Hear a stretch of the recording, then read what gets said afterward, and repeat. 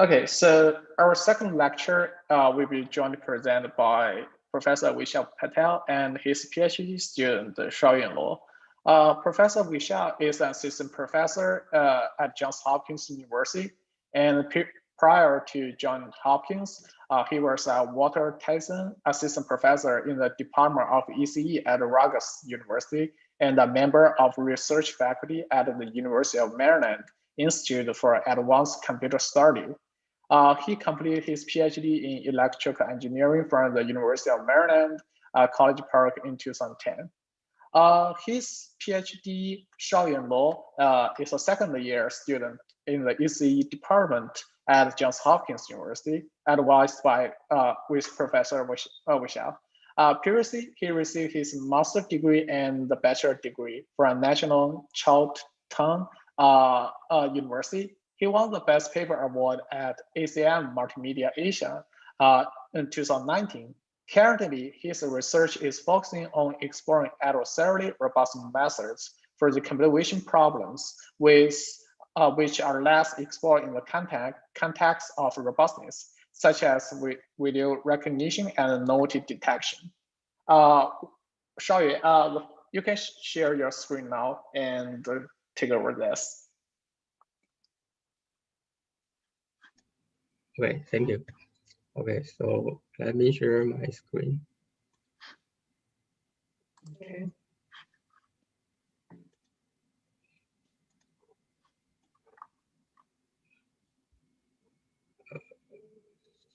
So could you see my screen? Yeah, great. We can see it. Okay, so hi everyone. This is Shao-Yuan from Johns Hopkins University. And today I'm going to give an introduction and introduce the recent progress on the topic of adversarial attack and defense in videos. So here's the outline. Adversarial attack and defense methods can be categorized into image-based methods and video-specific methods. So first, I will introduce image-based adversarial attack methods for video. Then I will talk about some image-based defense and video-specific defense methods that defend against image-based adversarial videos. And next, I will introduce two examples of video-specific adversarial attacks. But for now, there still lacks defense method for defending against video-specific. Oh, sorry about it. Okay, so yeah, so for now, there still lacks defense method for defending against video-specific adversarial methods. So we won't discuss this today. Finally, I will give an conclusion. So let's start it from the image-based adversarial attack. There have been a lot of different adversarial attacks in images, such as FGSM, CW attack, and PG attack. And there also exist physically realizable attacks, such as adversarial patch and rectangular occlusion attack. And we know that there are still a lot of more. And so we know that video is a stack of consecutive images. So a naive way to generate an adversarial video is to use image-based method directly. In other words, each video frame is treated as an image to be perturbed. So let's take the FGSM formulation as an example. The data point X can be extended from image dimensionality to video dimensionality with an addition dimension of the number of video frames. And most of image attacks can generalize to video in this way. Let's look at some example of image attacks which are also evaluated on video. Okay, so the first example is adversarial framing. Adversarial framing adds perturbation on the border of images. And in the video version, it perturbs every video frames by the same way. So here, the result on the UCF data 101 data set for action recognition. And the W in this table is the width of the adversarial framing. And RF is just a random noise framing, and BF is just a black framing. We can see that AF can reduce the accuracy to very low. Another example is a salt and pepper attack. It adds unbounded perturbation on a number of selected pixels, and the perturbation looks like salt and pepper noise. It is a kind of L0 attack because it limits the number of perturbed pixels, and it can generalize to video by perturbing frame by frame, and it decreased action recognition accuracy from 89% to 8% on UCF 101. And one more example is so-called multiplicative adversarial videos. Most of existing adversarial attack methods add perturbation to the input data. Instead, multiplicative adversarial attack multiply the perturbation to the input data. This notation, so we can see that the notation below the red arrow, that is element-wise multiplication. And in this case, we use the sign of a gradient as exponent and the step size as base. We use this formulation to generate multiplicative attack. So here we can see that multiplicative adversarial video is applicable to many existing additive adversarial attacks, such as a PGD attack and rectangular occlusion attack. And this can make a multiplicative version for these additive attack methods. And all of the multiplicative version can fool the action recognition model. And in the right figure, we can observe different perturbation patterns between additive and multiplicative PGD attack. So next, let's talk about some image-based defense methods that defend against image-based adversarial videos. So first, let's look at the adversarial training. Adversarial training is considered one of the most effective defense, especially in the white box setting. And adversarial training can be formulated as a minimax optimization framework. Again, in the context of adversarial training, the data point X can also be extended from image dimensionality to video dimensionality. So here is an adversarial training benchmark in video. So in this case, on the UCF 101 data set with the model 3D ResNet 18, so this model can achieve 76% accuracy on clean data. And the five different attacks considered here with the corresponding attack budget can reduce the accuracy below 10%. And the last row of this table shows the result of adversarial training. We can see that adversarial training still works on video model, and it can increase the accuracy to higher than 30%. And here is another benchmark on a more powerful video model, 3D ResNet 101. And we can observe a similar trend. For this model, adversarial training can achieve a 49% accuracy on the PGD attack. So next, this method, so-called AudioDefence, makes improvement upon the adversarial training baseline. The AudioDefence is a denoising module based on autoencoder. So typically, the autoencoder downsample the features and so learn the under complete representations because the feature space, the feature's spatial dimensionality is smaller than its input. And instead, the AudioDefence module consists of two branches. O branch and U branch. The O branch upsample the feature maps to learn the over-complete representation, and the U branch follow the typical autoencoder structure, which downsample the feature maps to learn the under-complete representation. And so here under-complete representations and over-complete representation has different properties.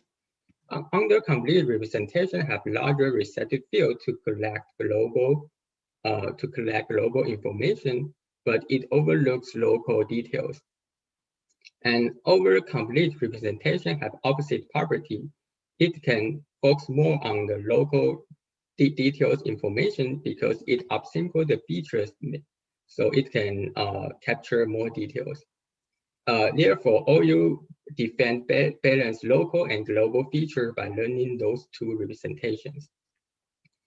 So with this architecture, it can better capture the adversarial noise patterns and then further remove it. So we use this module and insert it to the target module for the ResNet background as an example. This method insert this module after each ResNet block to do feature denoising. And yeah, so here we can see that for the ResNet example, it can insert after the ResNet block. So here is the result.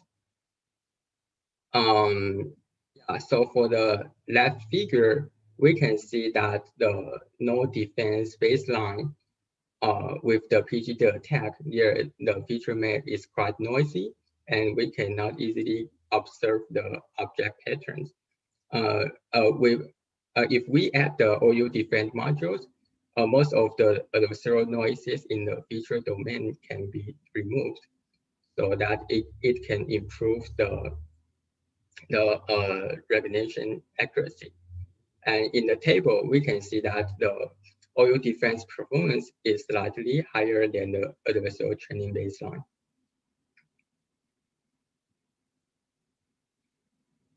So the next issue is that we have introduced several types of adversarial video, like PGD attack, AOA attack, AF, and SPA. And a question is how to defend against multiple types of adversarial attacks simultaneously. And this problem is called multiplication robustness. And the standard adversarial training has suboptimal multiplication robustness. For example, if we generate only the PGD adversarial example for adversarial training, but use different attack types for testing, we found that the model is only robust to the PGD attack. It is not robust to another attack like AOA attack, AF attack, something like something. And the clean data performance also drops. And an intuitive strategy is called average adversarial training. It uses all the considered testing data types to train the models. Here, delta I is a specific attack type.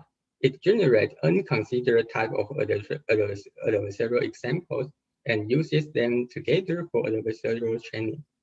This strategy is better than the standard adversarial training, but it is still not good enough. And so why is average adversarial training not an ideal strategy? We explain this in a viewpoint of data distribution. So let's take a clean data and PGD data as examples. Clean and PGD data have distinct data distribution.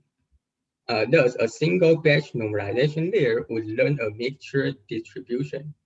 However, the mixture distribution is different from the individual distribution of the clean data and adversarial data. To address this problem, there have been proposed to use an auxiliary batch normalization.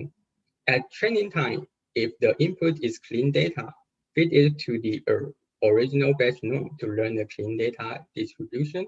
And if the input is adversarial data, feed it to the auxiliary batch norm to learn the adversarial data distribution. This can guarantee that the data from different distributions are normalized separately. And so this observation can be extended for the purpose of multi-perturbation robustness. For example, we consider clean data PGD, RA, AF, and SPA at the inference time. And the assumption is that different attack type has distinct data distribution as well. And in the real world scenario, we can not know all the potential attack types. So we have to defend against unforeseen attack type as well.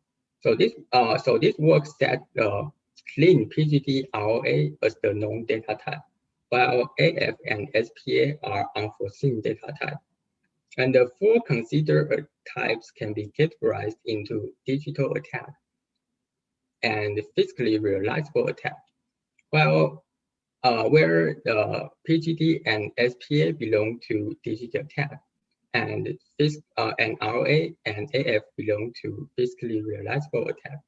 The assumption is that similar attack types have similar data distribution. So therefore, this work use the setting and the assumption. It constructs a multi-batch normalization structure for multi-perturbation robustness. Specifically, it has three batch norm branches after each convolutional layer of the target model. Each batch norm branch is responsible for learning the distribution of a specific data type. So yeah, so here the clean. So there's the one branch for clean, the second branch for digital attack, and the third branch is for physically realizable attack. And so we know that at inference time, we need the model send the input type to the corresponding batch norm branch automatically because we cannot control it manually at the inference time. So this work proposed to use an adversarial detector to first detect the input type, to first detect the input type and send the input data to the corresponding batch norm branch. And to make the entire model differentiable, it used a Grumble softmax to do this classification task and send the results to the batch normalization branch. And so this equation shows the overall objective function. The model are jointly trained with the target model and the adversarial detector. And also it's trained with all the considered known input type, including the clean PGD and ROA data. And thus it can, thus the multiple batch norm branches can learn the distribution of the corresponding input data type. So here shows a comparison with other methods. And here the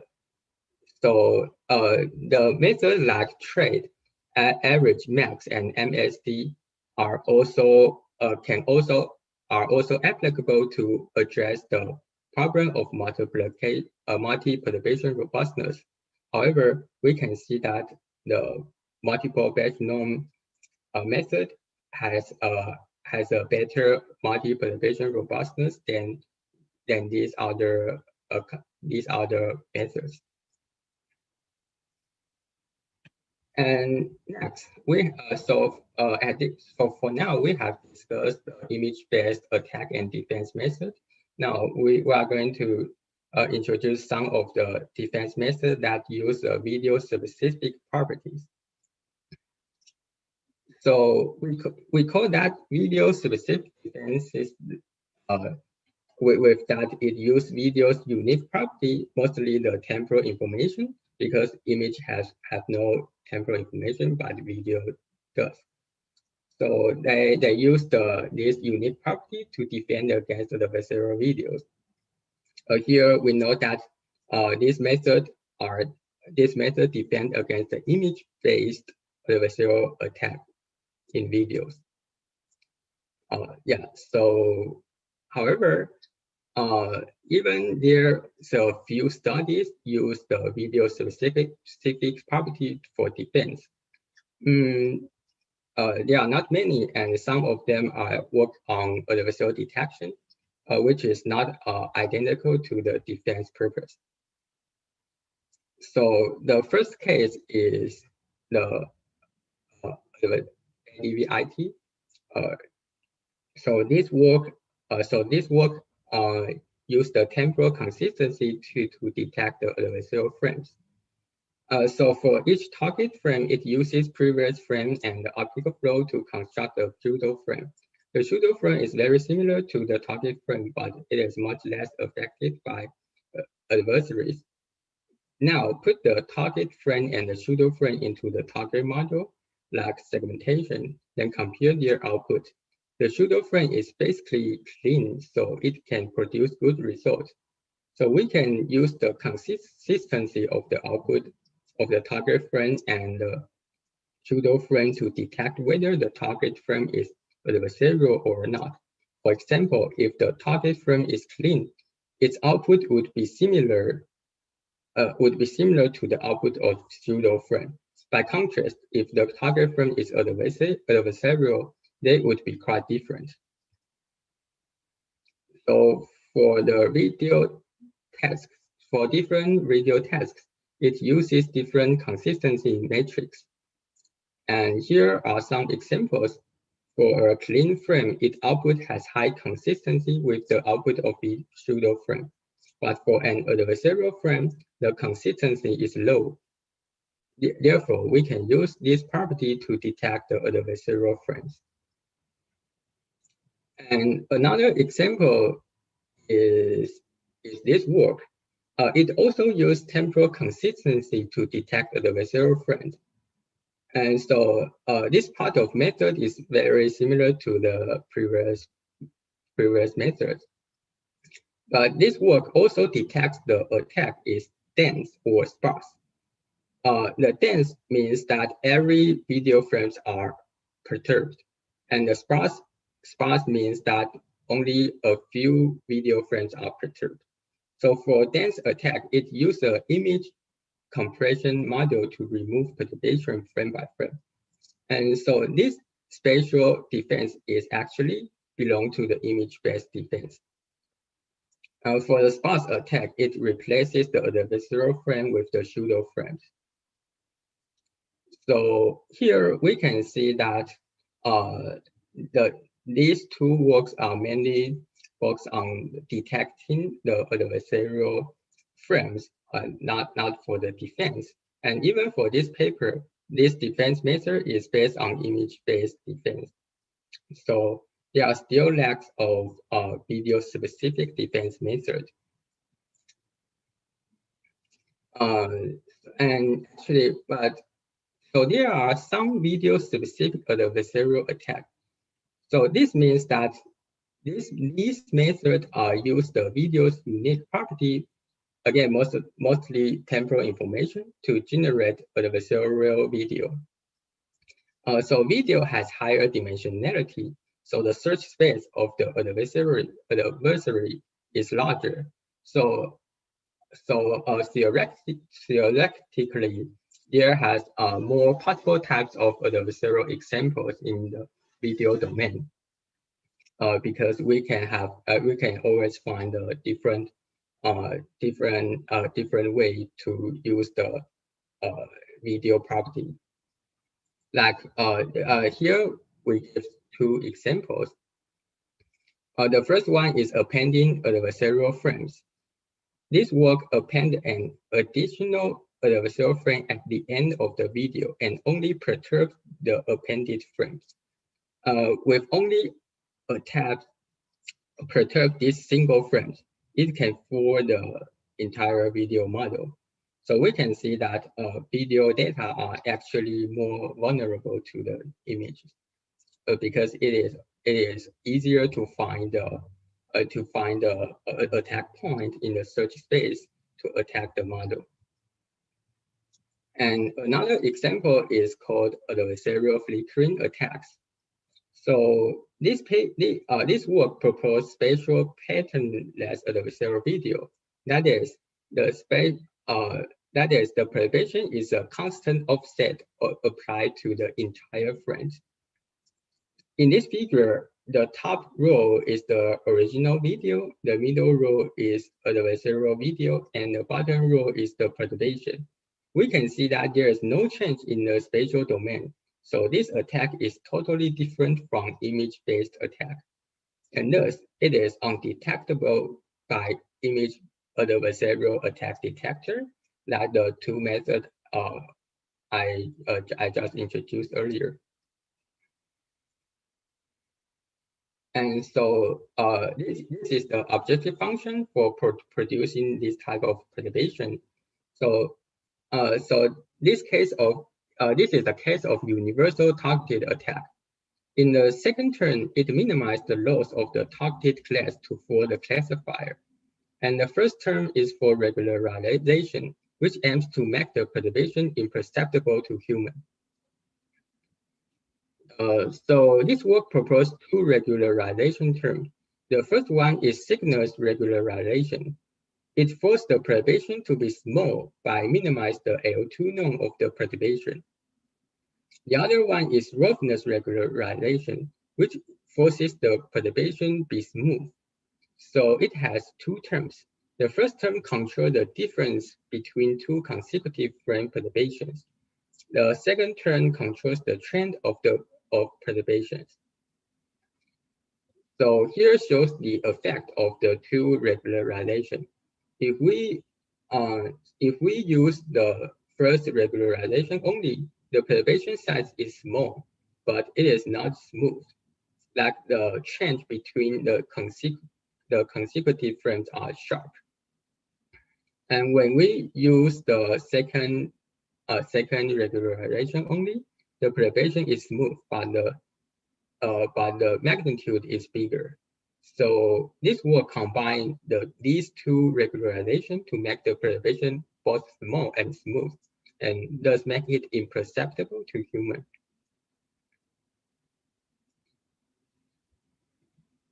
So okay, so here I made a short conclusion.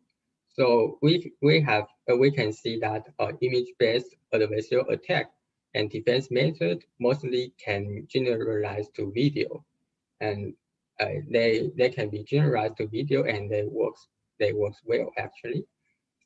But video data has its specific properties. So with the video specific properties, there exists more possible types of adversarial videos. And yeah, and so however, the defense against these video specific adversarial attack is still an open problem. And another point is that using the video specific property for defense is also an open problem. Yeah, so thank you.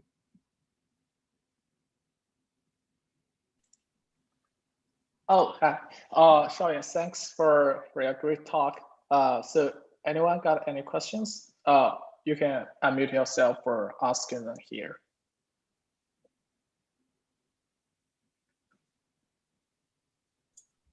May I ask a question?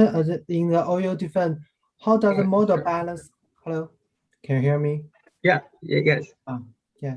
In the AudioDefence, how does the model balance such two branches?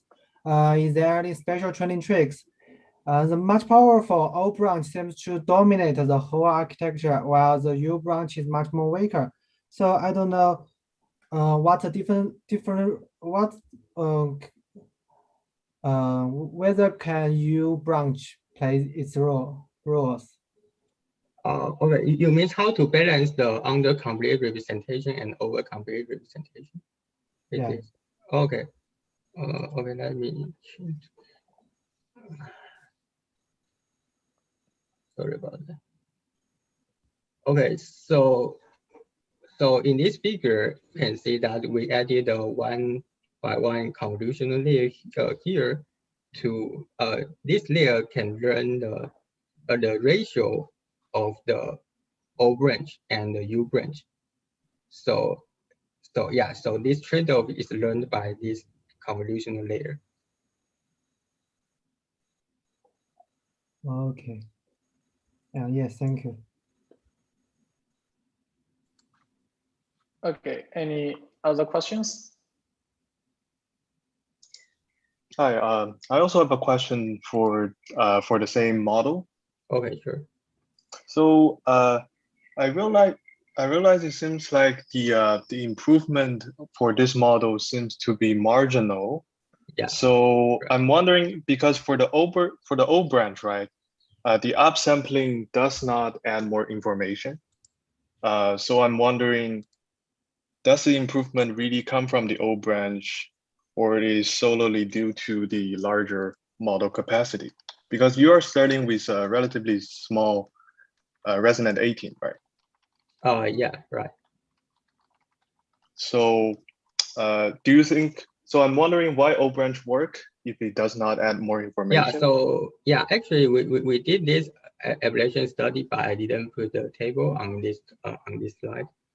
So first the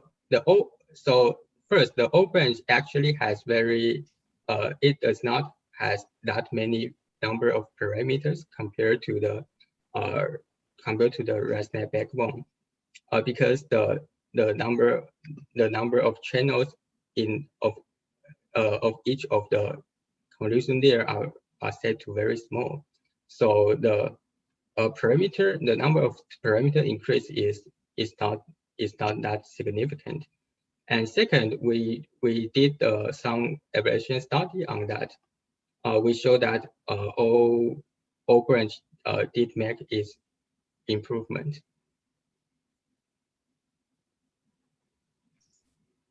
Okay, thanks. Okay, thanks. Thanks, Shao-Yuan, for your great presentation. So you may end the screen sharing, so I can do the next one.